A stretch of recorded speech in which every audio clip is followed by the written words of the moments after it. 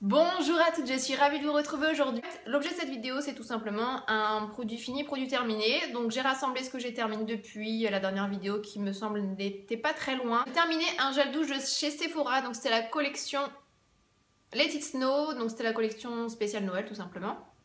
Et donc j'avais acheté ça, la crème pour les mains et la crème pour le corps, donc j'ai terminé le gel douche. Donc en fait... je vais éviter de vous faire tout un blabla sur, sur les produits chimiques, sur les machins, puisque si vous me suivez depuis un petit moment, vous savez pertinemment que je me tourne vraiment vers des produits vraiment beaucoup plus naturels. Donc je vais éviter de vous dire que ça c'est chimique, machin, puisque c'est assez réverbatif et ennuyant pour vous.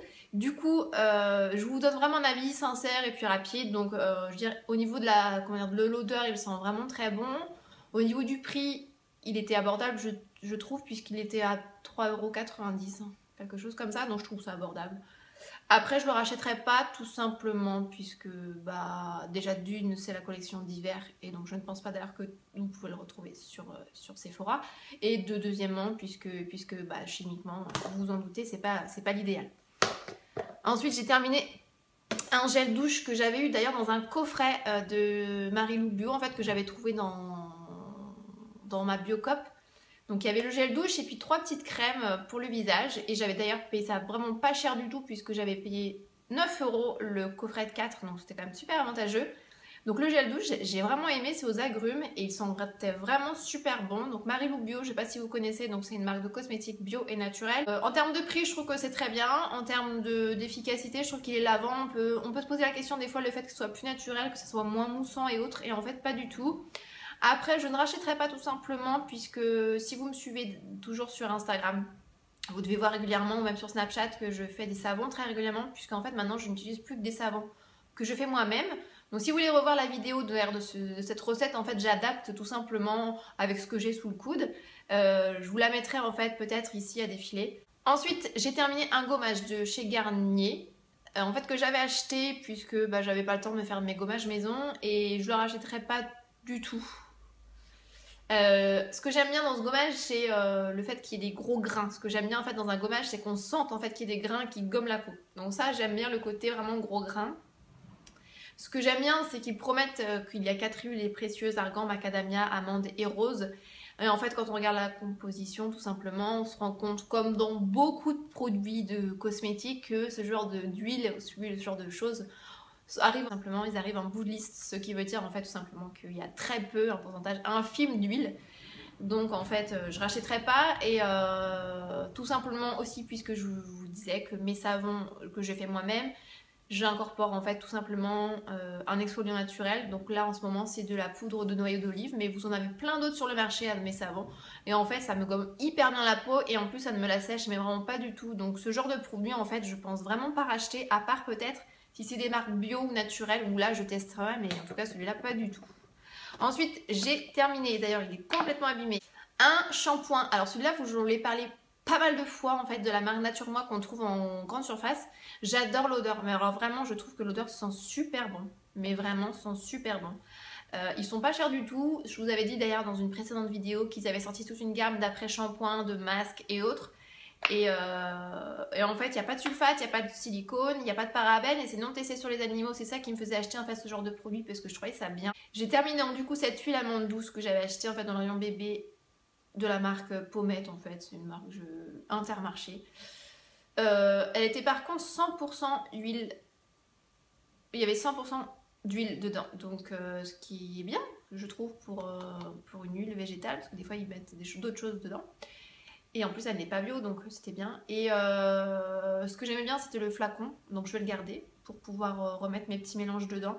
Je la rachèterai pas tout simplement parce que je rachète mes huiles sur Aromazone en général, et puis vous avez plein d'autres sites où vous pouvez trouver d'autres huiles végétales. Non, je pense pas que je rachèterai cette marque, ou peut-être, je ne sais pas trop en fait, tout simplement. Donc voilà, en fait, ce que j'aime bien avec l'huile d'amande douce, c'est que comme elle a les cheveux frisés, et là il commence vraiment à durcir, en fait avant elle avait vraiment un cheveu de bébé très fin, et là il commence vraiment à durcir, et ça nourrit son cheveu. Et je vois la dernière fois j'ai scellé l'hydratation avec l'huile d'amande douce, et ses cheveux c'est magnifique après, mais vraiment magnifique. C'est dommage que j'ai pas pris de photo parce que je vous aurais montré tellement ils étaient beaux. Ensuite, un autre produit pour bébé, c'est la crème visage au calendula. Alors en fait elle n'est pas terminée comme vous voyez, et en fait elle est périmée, du coup je voulais vous en parler. parce que du coup, vous voyez, elle n'est pas du tout terminée. Et en fait, Velleda, j'ai un peu de mal avec cette marque. Alors, c'est mon avis personnel. Je trouve que j'adore la marque puisque c'est une marque qui est clean, c'est une marque qui est fabriquée en France. Donc, il y a pas mal de choses qui font que je serais tentée d'aller vers cette marque. Je la trouve un petit peu chère. Mais il y a beaucoup d'huile essentielle dedans et notamment ma fille fait une allergie à cette crème. Et elle d'ailleurs elle fait une allergie à la crème, celle-ci. Bon, celle-ci c'est pour le visage et la même en fait au calendula pour le corps. Du coup c'est pour ça qu'on ne l'a pas utilisée. Du coup je l'ai laissée dans son placard, j'aurais pu la prendre pour moi et je l'ai oubliée. Mais je vous avais déjà parlé d'une ancienne crème que j'avais achetée pour moi, Velleda, que je n'aimais pas du tout. Alors c'est l'odeur. Celle-ci elle sent bon, mais l'autre je ne l'aimais pas du tout. Mais pas du tout. Si celle-là l'odeur elle sent assez bon quand même, faut le dire. Mais en fait, j'ai du mal avec cette marque et je ne sais pas pourquoi. Je ne sais pas pourquoi je n'arrive pas avec la marque Velleda. Je n'accroche pas. Je n'accroche pas sur leurs produits. Je ne peux pas vous dire pourquoi, mais je n'accroche pas. Ensuite, j'ai terminé un gel Topi Crème que j'aimais bien puisqu'il était en gros flacon et que toute la famille pouvait l'utiliser. Donc il était assez cher quand même, je crois, il était aux alentours de 11 €, je crois, le flacon de... Il y a combien de millilitres là-dedans? 500.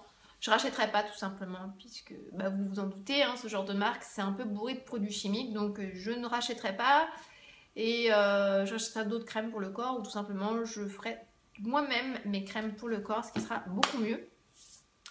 Ensuite pour les produits de bébé encore, j'ai terminé le soin après shampoing et de ce curl, donc celui-là c'est le Petit Cake, donc c'est un conditionneur.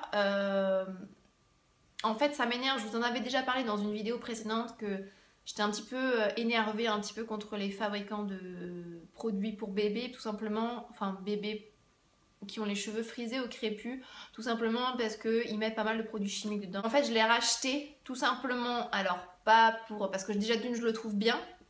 Malgré tout ce qu'il y a dedans, je le trouve assez bien. Je trouve qu'il hydrate assez bien les cheveux, il démêle pardon, hyper bien les cheveux de ma fille. Je pense que c'est le meilleur produit pour l'instant pour lui démêler ses cheveux.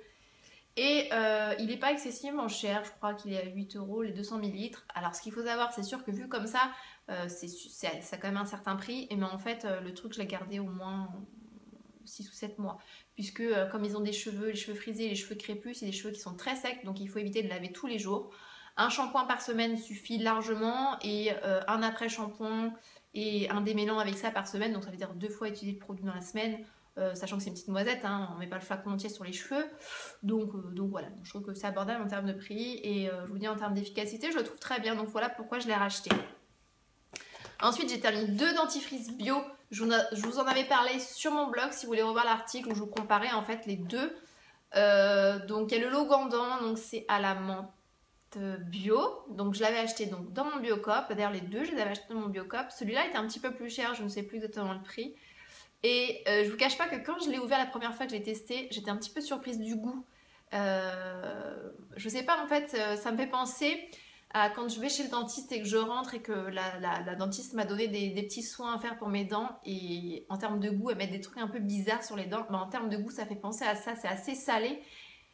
Et je trouve pas ça très mentholé. C'est pas assez mentholé pour moi en tout cas. Et je le rachèterai pas celui-là, ça c'est clair. Je le rachèterai pas. Il marche très bien, je veux dire, il lave très bien les dents, mais je trouve que en termes de goût, ça ne me convient pas. En revanche, celui-là de chez Lavera, donc qui est le basique, je crois, parce qu'il y a il y a pas mal de variétés de dentifrice Lavera.